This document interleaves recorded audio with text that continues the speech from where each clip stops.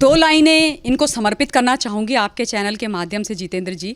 इनका जो मूल मंत्र है आज वहाँ पर शासन करने का वो है कि यदि महाराष्ट्र में रहना होगा तो हमारे सरकारी दमन को सहना होगा। ये वहाँ की जो शिव सैनिक हैं उन्होंने अपने सर पे लिखा हुआ है बड़ा बड़ा, और फिर वो डंडे लेकर के सड़कों पर चल रहे हैं कि हमारे नेता उद्धव ठाकरे जी के लिए कुछ बोलोगे तो कुचल दिए जाओगे।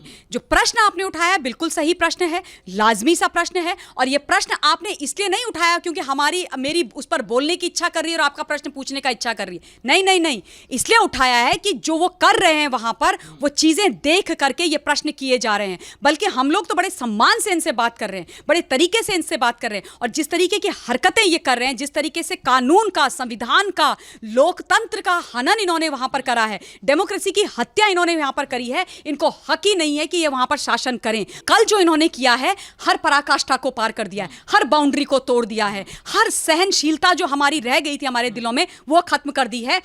शिव सैनिकों के नाम पे गुंडे पाले हुए हैं, उनके हाथ में डंडे पत्थर दे करके नेवी के एक रिटायर्ड वेटरन 62 वर्ष के एक सम्मानित व्यक्ति जिन्होंने मां भारती के लिए अपना जीवन लगा दिया, जिन्होंने तुम जैसे लोगों की सुरक्षा के लिए भी एहसान फरामोश हो उनके लिए भी अपना जीवन लगाया। ऐसे होते हैं फौजी, ना दिन देखते हैं, ना रात देखते हैं, ना अपना सुख चैन देखते हैं, ना अपने परिवार के बारे में सोचते हैं तो सिर्फ मां भारती के बारे में सोचते हैं तो अपने तिरंगे के बारे में सोचते हैं तो आप और हमारे जैसे लोगों की सुरक्षा के बारे में सोचते हैं। उनको तुम्हारे लोगों ने दिन दहाड़े भगा भगा करके मारा, और इतनी बुरी तरह से मारा कि वो जो मंजर है, वो जो फुटेज है, उसको देख भी ना पाए हम।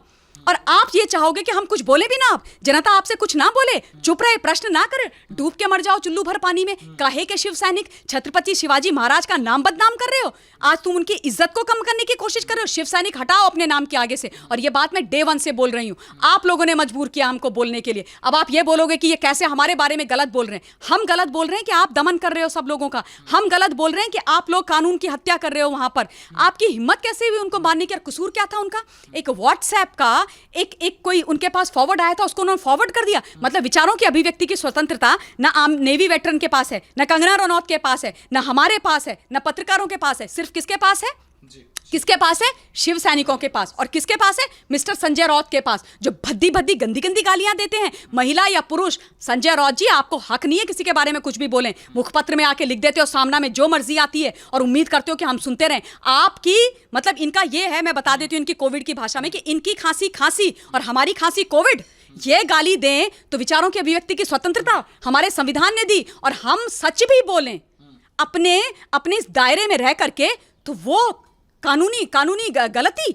ये जो दोहरे मापदंड है ना, ये हम देख रहे हैं, और तुमको माफ नहीं करेगी देश की दुनिया। जो तुमको मिल गई है गलती से सत्ता, ये झोल करके, ये सत्ता अब कुछ दिन की मेहमान है, अब घर बैठने वाले हो आप लोग। मगर मैम ये जो तस्वीरें दिखी, जो नेवी के साथ, जो नेवी के पूरे अधिकारी हैं जो उनके साथ हुआ, वैसे ही कुछ तस्वीरें तब दिखी थी जब विंग कमांडर अभिनंदन पीओके में घुसे थे। उनके पीछे भी ऐसे ही लोग दौड़े थे, और उनकी आंखों की भी तस्वीर ऐसी आई थी जैसे ये तस्वीरें हैं मैम। तो क्यों ना कहे कि आप पीओके बना रहे हो? नहीं, पीओके क्यों बोलना है? पीओके नहीं बोलना। मेरे से अगर आप पूछोगे तो पीओके हिंदुस्तान का हिस्सा था, हिंदुस्तान का हिस्सा है, और हिंदुस्तान का हिस्सा रहेगा।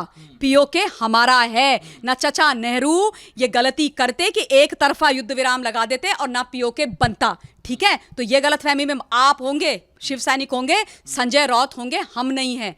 इन्होंने, मैं एक कदम और आगे जा रही हूं, सुनिए, ध्यान से सुनिए शिव सैनिकों। मैं ये बोल रही हूं कि तुमने महाराष्ट्र को पाकिस्तान बना दिया है।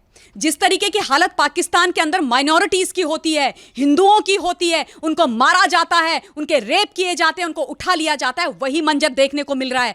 कैसे हाथ लगा दिया आपने 62 वर्ष के एक नेवल वेटरन को?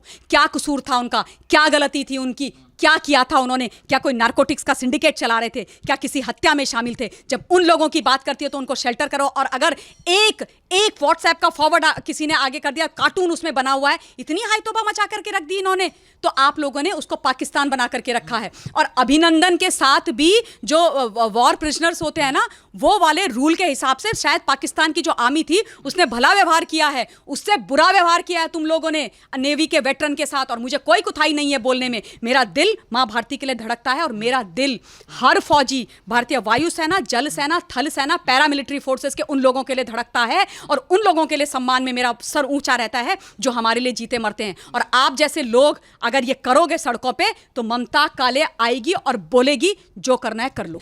रिपब्लिक भारत के रिपोर्टर्स जाते हैं, यशपाल उनका वीडियो जर्नलिस्ट और अनुज उनका जर्नलिस्ट, वो जाते हैं वहां पर स्टोरी करने के लिए। राइट टू रिपोर्ट काम है ये। आप कितने लोगों को रोकोगे? कल को आप बोलोगे कि कोई रिपोर्टिंग ना करे, सारे चैनल्स बंद हो जाएं, मजाक समझ के रखा हुआ है, वही कर रहे हैं। इंदिरा जी ने एक इमरजेंसी लगाई थी पूरे हिंदुस्तान के अंदर अपनी राजनीतिक महत्वाकांक्षाओं के लिए और प्रेस को चुप करा के लोगों को जेल में ठूसा था। दूसरी इमरजेंसी तुम लोगों ने वहां पर लगा दी है। प्रेस को, मीडिया को चुप करा रहे हो, जो लोग सच बोल रहे हो उनको जेल के अंदर डाल रहे हो, उनका जो कानूनी हक है वो भी नहीं दे रहे हो। मतलब उनके जमानत तक नहीं होने दे रहे हो, उनके वकील उनसे नहीं मिल पा रहे हैं। 72 घंटे से ऊपर हो गया है, ये तमाशा चल रहा है। ये सारी चीजें हम झेल रहे थे, ये सारी नॉनसेंस हम ले रहे थे, हम बात कर रहे थे। हाँ मैम, प्रियंका चतुर्वेदी कह रही थी कि कांग्रेस में महिला सम्मान नहीं मिलता और महिला सम्मान को बचाने के लिए वो आई थी शिवसेना में। वो चुप है मैम, ठीक है, चुप्पी पे सवाल उठ रहा है। प्रियंका गांधी जो कि बार बार उत्तर प्रदेश चले जाते हैं, उत्तर प्रदेश सरकार को कहते हैं कि फासिस्ट सरकार है। और हमारे बॉलीवुड के भी कुछ चुने हुए जो लोग हैं जो अपना को बुद्धिजीवी की कैटेगरी में बोलते हैं, वो भी कहते हैं फासिस्ट गवर्नमेंट है। आज उनका कहाँ चला जाता है मैम? कहाँ हमारे देश में हम कहते हैं ना कि सेकुलरिज्म का जो ढांचा है वो एक तरफा ही नज़र है मैम।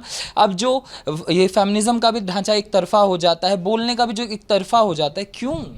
देखिए, बड़ा अच्छी चीज़ उठाई है। ये चीज़ मैं डे वन से जब से इन्होंने शुरू किया है, मैं वो एक मैडम को खोज रही हूँ। एक पार्लियामेंटेरियन है ना, खुद को लॉ मेकर बुलाती है, वेस्ट बंगाल की मित्रा करके कोई, बड़े जोश में और रोश में उन्होंने हमारे लोकतंत्र के सबसे बड़े मंदिर पार्लियामेंट में भाषण दिया था, और वो भी चुराया हुआ भाषण फासिज्म के ऊपर। ये गवर्नमेंट फासिस्ट है और हिंदुस्तान क्या किसी के बाप का है। मैडम कहाँ है?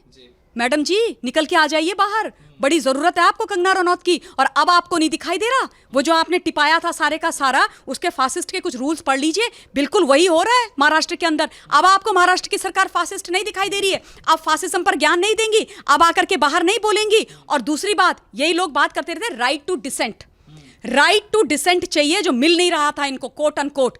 आज आपको नहीं दिखाई दे रहा है कि कंगना रनौत ने जब अपना राइट टू डिसेंट मांगा महाराष्ट्र की सरकार से, तो उसके धज्जियां उड़ा दी गई, उसके घर में बुलडोजर चला दिया गया, उसको धमकी दे दी गई कि यहां मत आना। कहां हो भाई जो प्लग कार्ड लेके घूमते थे राइट टू डिसेंट वाले? निकलो ना बाहर, बात करो ना राइट टू डिसेंट की। ये कुछ नहीं दिखाई दे रहा। सेलेक्टिव हेयरिंग, सेलेक्टिव मेमोरी वाले झूठे लोगों, इस देश को बर्बाद करने में तुम्हारा सबसे बड़ा हाथ है। फेमिनिज्म की तख्तियां लेकर के निकलती हैं ये मोहतरमाएं। आज कहां हैं भाई?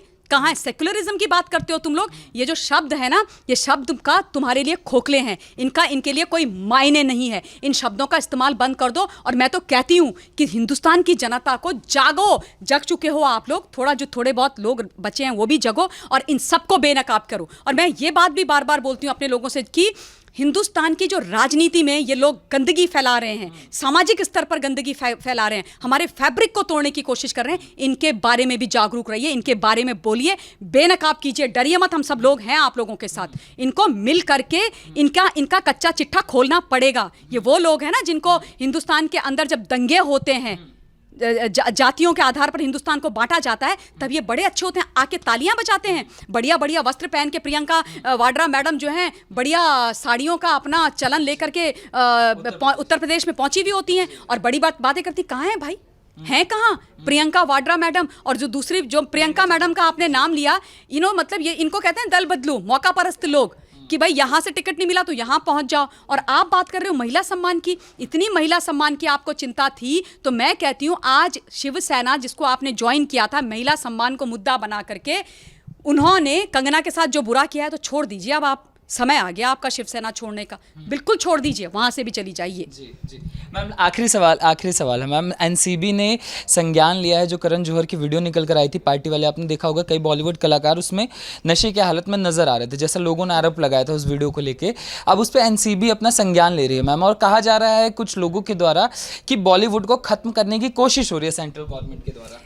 इनको ना मैंने नाम दिया है दम मारो दम गैंग। बॉलीवुड के जो सारे हैं ना ये जिनकी ये नारकोटिक्स की पार्टी और रेव पार्टीज होती हैं, ये गंदा धंधा इनका, ये जो ओपन सीक्रेट है, जो हम सबको पता है, ये एनसीबी को साधुवाद देती हूँ कि बहुत ज़बरदस्त काम कर रहे हैं। मैडम रिया चक्रवर्ती ने 15 नाम तो ले लिए हैं, सारा अली खान का नाम उसमें आ गया है, एक सिमोन खंबाटा का नाम अभी तक बाहर निकल करके आ गया है, एक वो रकुल प्रीत सिंह है और एक रोहिणी अय्यर है और एक दो कुछ और मुकेश छाबड़ा, इन लोगों के नाम तो निकल करके आ गए, अभी बाकी भी निकल करके आएंगे सामने। अब आप समझ रहे हैं जितेंद्र, ये इतनी खलबली क्यों थी सुशांत सिंह राजपूत के लिए? ये खड़े क्यों नहीं हो रहे थे, उसके लिए न्याय की मांग क्यों नहीं कर रहे थे? ये क्यों नहीं चाहते थे कि सीबीआई आए और इन्वेस्टिगेट करे? ये क्यों चाहते थे कि मुंबई की पुलिस इस केस को हश हश में खत्म कर दे? क्योंकि ये सारा जो कहानी है ये नारकोटिक से जुड़ी हुई है, ये सारी जो कहानी है ड्रग्स से जुड़ी हुई है, इनकी सच्चाई सामने आने वाली थी, इसलिए इन्होंने पूरे तरीके से उसको दबाने की कोशिश करी। रिया चक्रवर्ती के साथ खड़ी हो गई हैं वो कौन, क्या नाम है, तापसी पन्नू और सोनम कपूर, जिसको ये नहीं पता कि इस देश में प्रधानमंत्री और राष्ट्रपति में क्या फर्क होता है। आदिर रंजन चौधरी जी की तो बात छोड़ दीजिए, पपेट हैं वो, बिल्कुल पपेट हैं, उनकी वो कठपुतली हैं। मैडम बोलेंगी उठ जाओ तो उठ जाओ, मैडम बोलेंगी बैठ जाओ तो बैठ जाओ, अगर वो बोलेंगे ये ट्वीट तुमने कैसे कर दिया, इसको निकालो तो निकाल देंगे, बोलेंगे ये ट्वीट करो तो करो। उनका बेचारे, मेरी सिंपैथी है सर आपके साथ, तो अब क्या करूं मैं, खैर बेचारे मरे हुए आदमी है, मरे हुए के लिए क्या बोलना है ना, मतलब राजनीतिक तौर पे ये हो गया। इसके अलावा शबाना आजमी, इसके अलावा उनके जोया अख्तर और फरहान अख्तर, ये तो एक ही परिवार के हैं ना, ये सारे के सारे आ गए कि रिया चक्रवर्ती, हैशटैग रिया चक्रवर्ती चला के कि उसको बचाओ, जस्टिस फॉर रिया चक्रवर्ती। अरे इससे पहले तुम लोग कहाँ थे, किन बिलों में घुसे हुए थे, निकल करके आ जाते। सुशांत सिंह राजपूत इतना उम्दा एक्टर, इतना इंटेलिजेंट लड़का, हिंदुस्तान के लिए जो काम करने वाला था, उसके लिए तो तुमने हैशटैग नहीं चलाया, justice for SSR, CBI for SSR, वो सारी चीज़ें नहीं बोली गई। तो इसका मतलब यही है ना कि कहीं ना कहीं कनेक्शन है, चोर की दाढ़ी में तिनका नहीं है, पूरे का पूरा बहुत बड़ा काला धन जो है और काली जो इनकी करतूतें हैं वो छुपी हुई हैं। और एक चीज़ और, जितनी भी कोशिश कर लो आप लोगों को अब कोई नहीं बचा सकता। जनता आपके पीछे है, सच्ची मीडिया आपके पीछे है, ईडी, सीबीआई और एनसीबी आपके पीछे है। छापे पड़े हैं आज मुंबई और गोवा के अंदर, अभी आप देखो कहाँ कहाँ छापे पड़ते हैं, अच्छी तरह से छापे पड़ेंगे। जो बॉलीवुड का जो ये गंदा खेल है ना जितेंद्र, और ये सिर्फ ड्रग्स लेने की बात नहीं है, ड्रग्स के पीछे हवाला का पैसा, हवाला के पैसे के पीछे अंडरवर्ल्ड के पीछे माफिया बराबर आतंकवाद यानी हिंदुस्तान की सुरक्षा को खतरा, आपको और हमको खतरा।